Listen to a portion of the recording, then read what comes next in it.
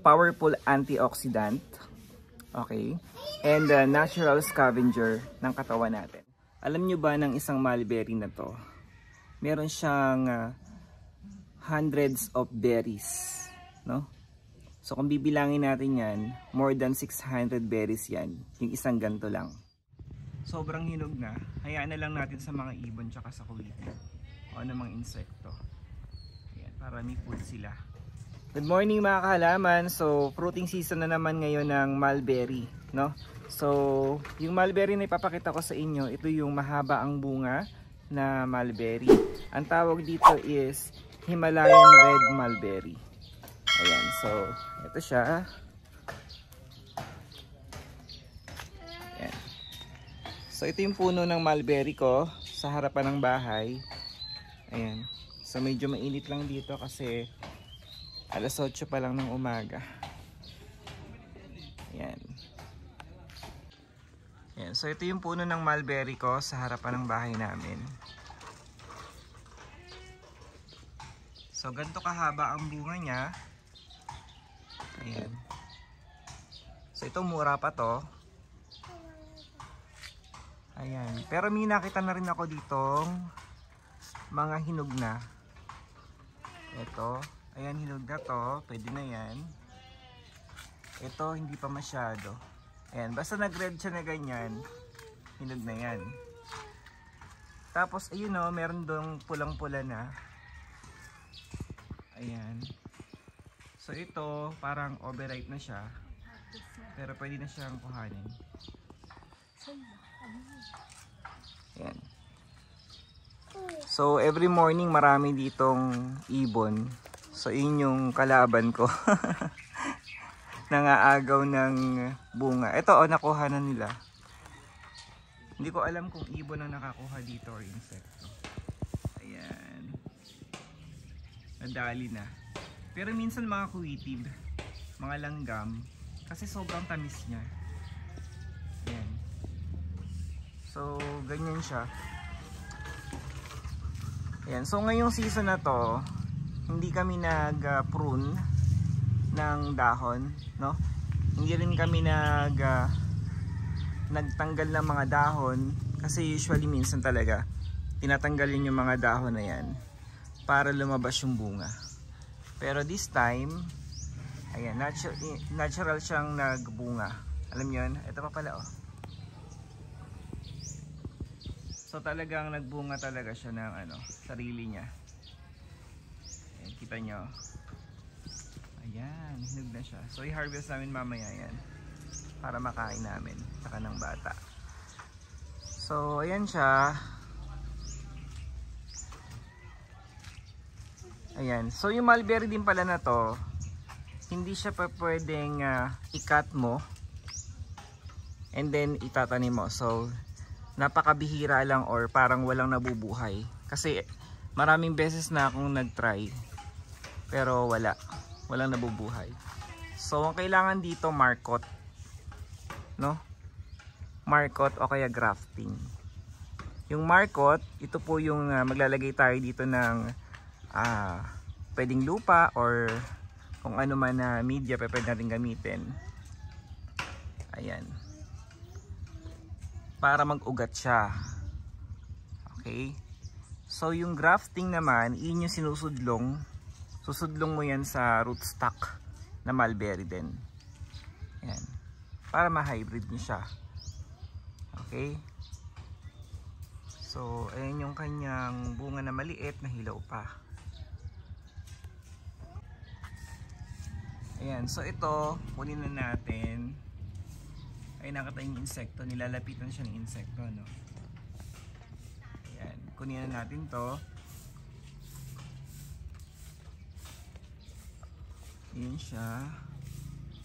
O, diba? Ito pwede nitong kainin. Pwede rin hugasan or hugasan. Ayan, so this time di ko siya hugasan.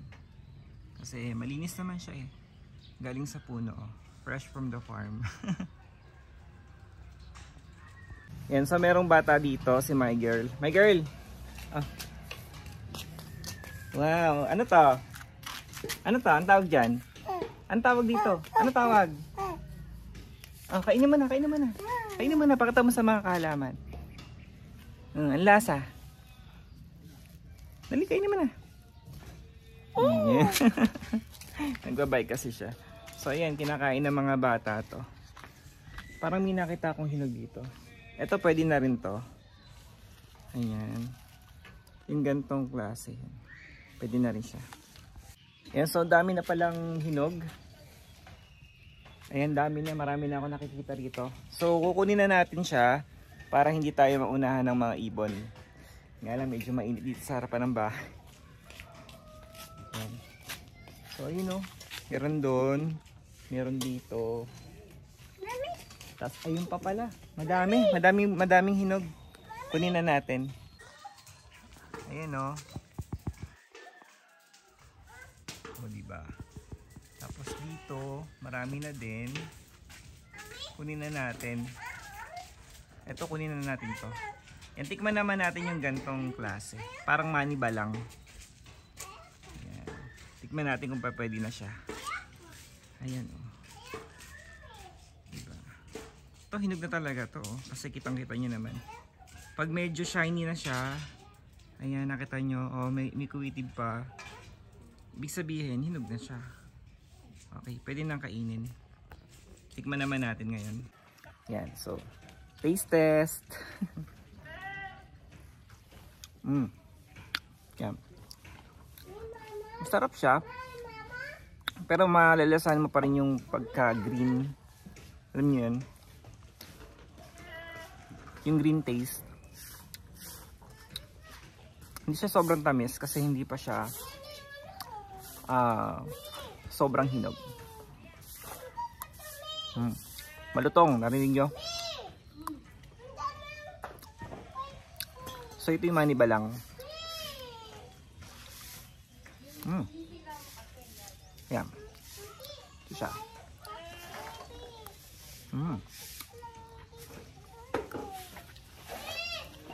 Kunin pa natin iba.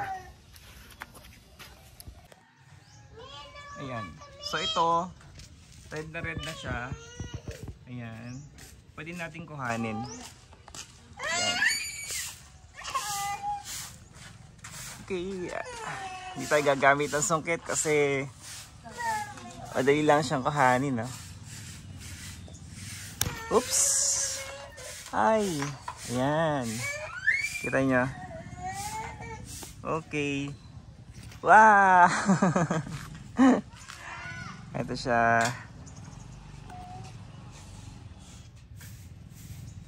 Ayos. Diba? Ito, hinog na to. Ayan. So, ito yung nakuha natin. Na hinog na rin siya. Ito, saktuhan lang to. Ayan. Taste test. Tikman natin. Yan. Dahil red na siya, yan, wala tayong malasahan na lasang green. Matamis lang siya. Hindi rin siya maasim. Hindi malutong.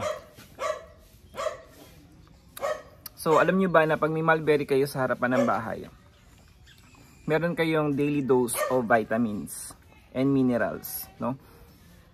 Yan. So, kilala rin si mulberry na powerful antioxidant, okay, and natural scavenger ng katawan natin. Yun. So, siya yung natural na basurero ng katawan natin. Tagatanggal ng mga toxin, ng mga waste sa katawan natin. Yan. So, marami siyang pwedeng gawin. Marami siya sa vitamin C, vitamin E, yan, at marami pa. Kung napanood nyo yung iba kong video, doon ko napaliwanag yung mga nutrients na pwede nyo makuha sa mulberry. Naubos mo ni mulberry mo? Okay. So, dahil pang bunga, no? Kunin na rin natin kasi baka mamaya muna tayo ng ibon. Ayan, so kunin na natin yung isa. Ito siya. Pero medyo mataas. Wait lang. Ayun. Actually, dalawa pala to. Hindi ko abot. Ayan. So, isa lang muna kuhanin natin. Kasi yung isa, medyo maniba lang pa. Okay? Ito na lang muna. Ayan. Okay. Ito na siya. And then yung isa rin sa dulo, hindi ko na kukuhanin kasi sobrang hinog na. Hayaan na lang natin sa mga ibon tsaka sa kulitin o anumang insekto. Ayan, para may food sila. Yan guys, so alam nyo ba ng isang mulberry na to? Meron siyang hundreds of berries, no? So kung bibilangin natin yan, more than 600 berries yan. Yung isang ganto lang. Ayan.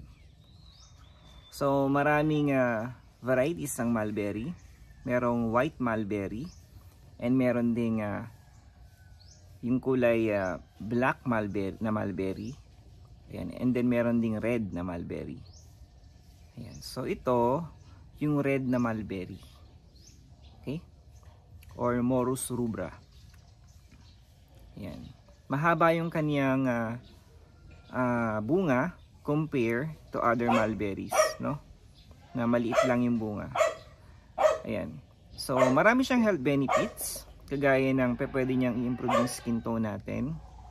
Ayan. Kung gusto mo maging healthy yung skin mo. Ayan, maging youthful skin kung baga. So, kain ka ito ng mulberry. And then, marami siyang pwedeng gawin sa katawan. Kagaya ng improve niya yung blood circulation ng dugo natin. Then as well yung ating internal organs, no? So papagandahin niya or i-repair dahil marami nga siyang vitamins and minerals and powerful antioxidant, anti-aging. Yan, so vitamin E meron siya. So napaka swerte natin dahil meron tayong mga mulberries. So ito yung natural vitamins na kailangan natin.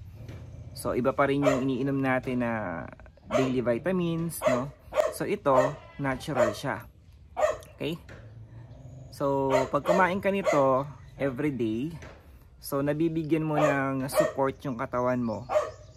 Ayan, sa buong araw. Ayan. So pwede kayo magtanim nito. Yun nga lang, yung gantong variety, medyo may kamahalan siya. Meron tayong other varieties na mura lang, pero mulberry pa rin siya. So, powerful antioxidant pa rin siya. Okay? So, ano pa pwedeng gawin niya sa katawan? Yan, i-reduce niya yung high level of cholesterol. Yan. So, pag na-improve kasi yung ating internal organs, so kasabay niya yung pagganda ng circulation ng blood natin at kung ano-ano pa sa loob ng katawan natin. Sabihin no, nagiging mas healthy na tayo. Okay? So, kung mahilig ka soft drinks, sa mga chips, at kung ano-ano pang mga chichirya, yan. So, paminsan-minsan, try din natin mag-fruits. So, eto, may mulberry tayo. Na pwedeng papakin. Actually, hindi siya nakakasawa. Yun nga lang, itong variety ng mulberry na to, seasonal talaga siya. No?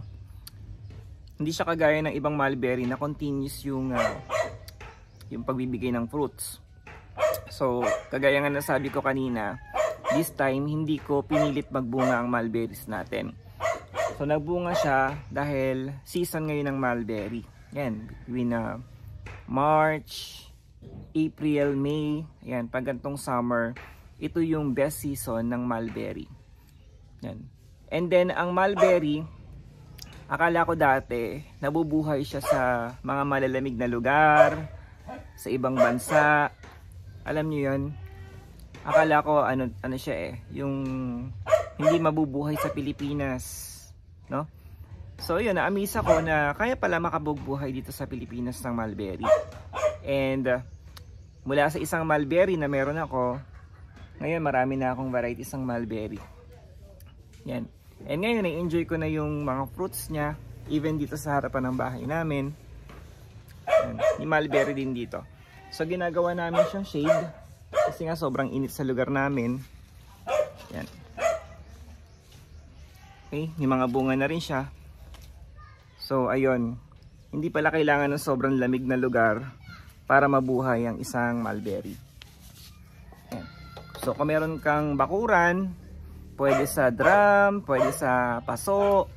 Ayan, pwede ka magtanim ng mga mulberries. Ayan, basta alagaan mo lang. Sa pagdidilig naman, hindi naman niya kailangan ma-overwater. Yung saktuhan lang. Pero pinaka best way para makapagparami kayo ng mulberry, lagay nyo siya sa talagang direct sunlight. Yung naaarawan, kasi mas gustong gusto nila yon, no? So si mulberry, marami tayong pwedeng paggamitan nito. Yung dahon niya, pwedeng gawin siya pwedeng iluto. Pwedeng ihalo sa sinigang, ginagawa namin niya. And then marami siyang mga benefits, no? Ginagawa din siya parang herbal tea, ganyan. O kaya pangluna sa mga namamaga na part ng katawan, kagaya ng mga dahon, yun yung ginagamit.